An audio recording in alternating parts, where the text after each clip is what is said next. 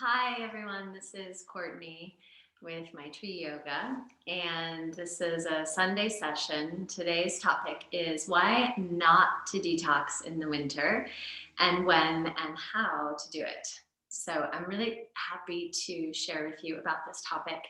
It's one that I have some personal experience with, especially through the years. It's taken me some time to figure out how to engage the natural process of detox in a way that really works. And I'm going to share that with you today. And I'm also going to share with you at the end about an offering that I will be giving this year in 2021, something that's been coming for a long time. And it's finally really the time to bring it forth. So let's just start off and take a moment and get centered. So I like to do this before getting into anything really, whether it's a session like this or just into my day. So I hope you'll join me. So take a moment wherever you are, stop what you're doing. If you're seated, just feel yourself in your seat. If you're standing, feel your feet on the ground and let your eyes close. Take a couple of full breaths in through your nose and release out your mouth. And do this a couple of times, just feeling into the release of your body and of your breath, and also the release of your mind. So letting go of your expectations or your plans, and take a moment to just feel into what is present right now within you. Feel what's present around you. And as you bring your hands onto your body in any way that feels good for you, just connect with an intention for this time together. What are you here to receive? And also, what are you offering? So even if you're listening, taking in, it's also an offering. What is it that you're bringing to this moment, this time together?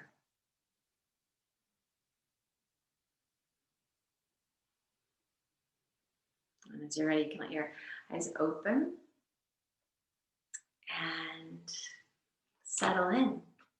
So I'd like to start with a little understanding. I have my notes here. Even if I've done this, shared about this topic before and so many times, it's useful to have. So here they are. So what I want to talk about with detox and around detox is first, what is detox? So detox is a natural process, right? It's part of the life cycle. And so we often think of the life cycle with birth and then life, death, and that's it. And then there's this kind of in between space. And it's easy to think of it if we take a breath, right, through our breath. So take a big breath in and then release the breath out. And at the end of your breath, just feel this little pause, right? This little release, this still moment. This is similar to the moment that we are entering into. Yeah, so this moment of pause, of stillness, this is winter time. This is a time of being still. It's the time when nothing's growing. It's the time when things are dormant, and it's a time of death. Yeah, it's a time of we could say from death into rebirth. And we don't get into that point of rebirth, which is like our inhale, if we don't have really the time of pause. And so that's what's happening right now. Yeah, is this winter time. If you have been outside, so I'm in the northern hemisphere in Switzerland, it's cold here. I was outside this morning walking the dog. It was really cold, and I was all bundled up with my hat and my scarf and my two jackets, even boots, gloves.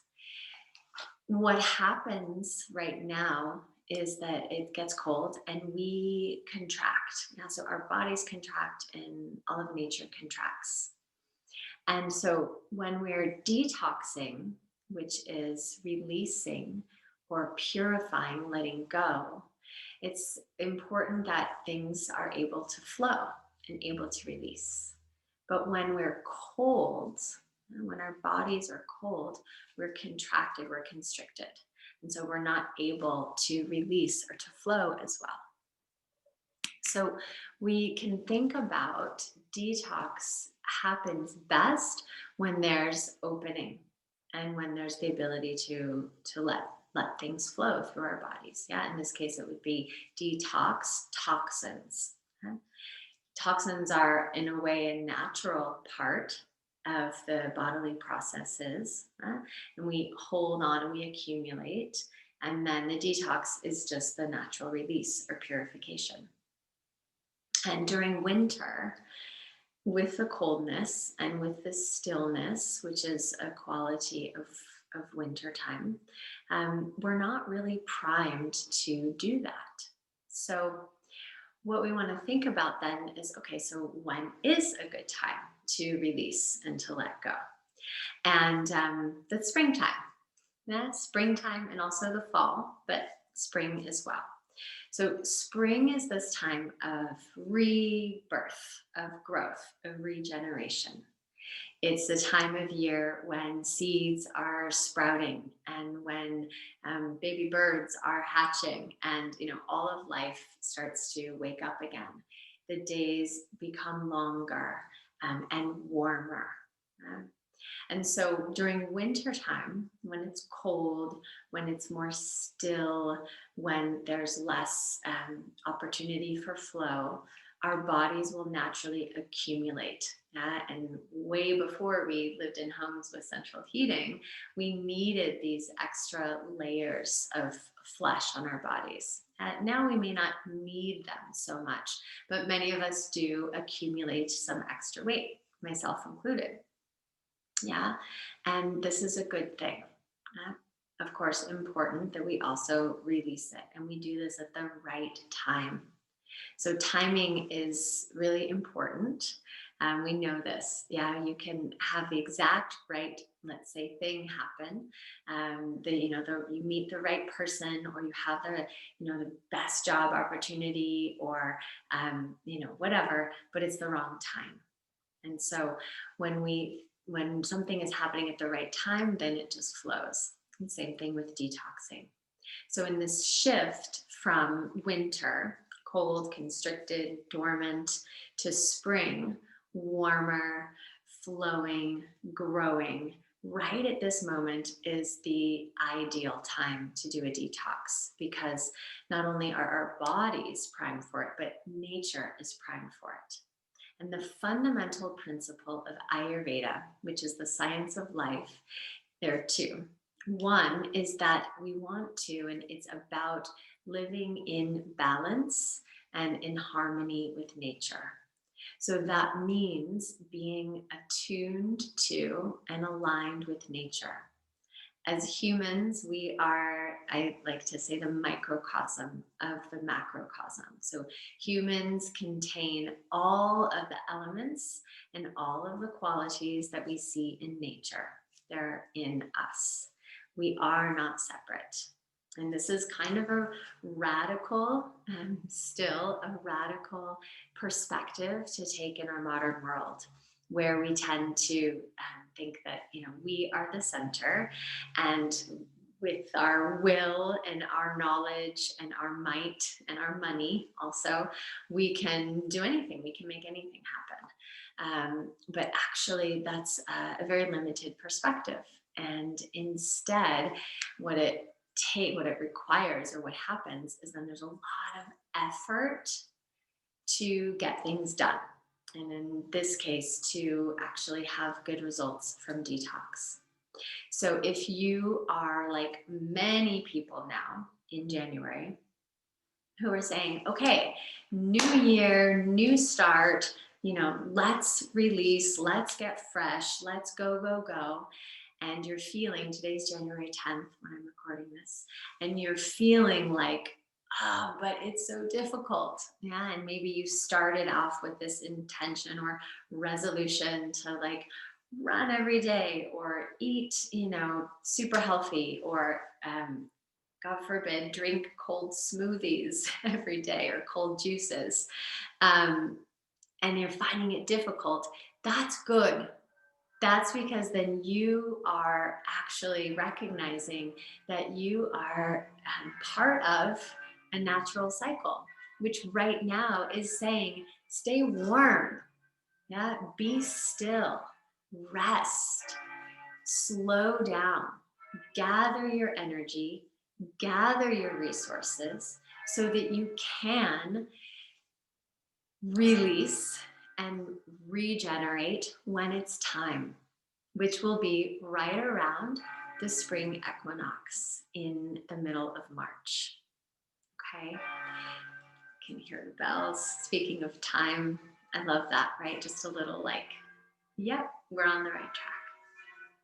So, what I'm proposing is that instead of following our man-made calendar, the Gregorian calendar, which starts on January 1st and was established only in 1582 by Pope Gregory, it was an adaptation of the Julian calendar that Julius Caesar initiated around 882 AD, I believe. Rather than following that calendar that marks the beginning in the middle of winter, in the middle of this time of pause and rest, that we shift our perspective and we mark the beginning in the spring. We follow the seasons, we follow the natural cycles. So in this case, we start in March, we start in springtime, where there's already this energy of beginning, of growth, of sprouting. And in this way, when we do that, then we start to feel more flow. So if you've already made your resolutions, and especially if you're finding it challenging to stick with them, what if you just push pause on those right now? And instead, give yourself some more time to rest, to just be in winter, be in this winter time. And join me. So now I'm going to tell you about what I'm offering and what's coming up. And join me, and starting actually next month will be part 1. And it's part of the Ayurveda for Everybody series. So Ayurveda for Everybody is a 4-week series, and it's one that you can join virtually. So I'm working with a dear friend, Michele Montalbetti, on a platform we're calling Unite Yoga and Health, and it will be the home for my online offerings. And this first one is Ayurveda for Everybody. And as I said, it's a 4-week series that will give you the foundations in Ayurveda. So some of you have taken this class with me live before, and some did the Zoom sessions last fall. And this will build on that. And each week you'll learn about a different natural cycle and some of the ways that you can apply the principles of living by and in attunement with the cycle in your life. And you'll also receive, in addition to the recordings, you'll receive recipes and downloadable PDFs. And we'll also have some live calls as a group where you can hop on and ask questions and share how it's working for you. So that's part one, and that will be available starting on February 1st. And then in March, we'll be doing Ayurveda for your body. And this is a live experience. Also, we'll be using the Teachable platform to share recordings and downloadable PDFs and recipes and much more. But it will also be an opportunity primarily for you to take your knowledge, your growing knowledge of Ayurveda and the principles and practices of it, and bring it into your experience.